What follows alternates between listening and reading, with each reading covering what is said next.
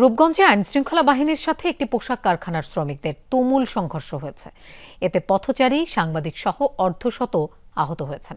৩ ঘণ্টা বন্ধ ছিল ঢাকা সিলেট মহাসড়কে যানবাহন চলাচল। তীব্র যানজটে ভোগান্তিতে পড়েন যাত্রী চালকরা। সংঘর্ষের ঘটনায় আটক করা হয়েছে ১০ জনকে। কর্মী ছাঁটাই ঘিরে এমন সংঘাত, সহিংসতা।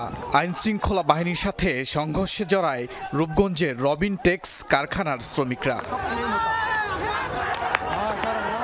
ছাঁটাই করা ১৬ শ্রমিককে চাকরিতে পুনর্বহাল করতে হবে, এমন দাবিতে সকাল ১১টার দিকে ঢাকা সিলেট মহাসড়কের আউখাবো এলাকা অবরোধ করা হয়। আইনশৃঙ্খলা বাহিনী সরাতে গেলে ছড়ায় উত্তেজনা। দফায় দফায় চলে ধাওয়া পাল্টা ধাওয়া। সংঘর্ষে আইন শৃঙ্খলা বাহিনীর সদস্য, সাংবাদিক, পথচারী, শ্রমিক সহ অন্তত অর্ধশত মানুষ আহত হন। মহাসড়কে যানবাহন চলাচল বন্ধ থাকায় দেখা দেয় দীর্ঘ যানজট।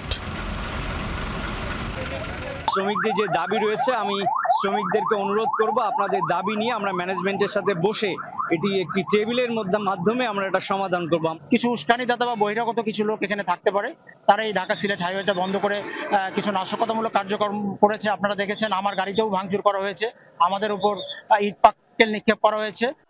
সংঘর্ষের ঘটনায় অন্তত ১০ জনকে আটক করেছে আইনশৃঙ্খলা বাহিনী। প্রায় ৩ ঘণ্টা পর বিকেল ৩টার দিকে স্বাভাবিক হয় যানবাহন চলাচল। ওবায়দুর রহমান, যমুনা নিউজ।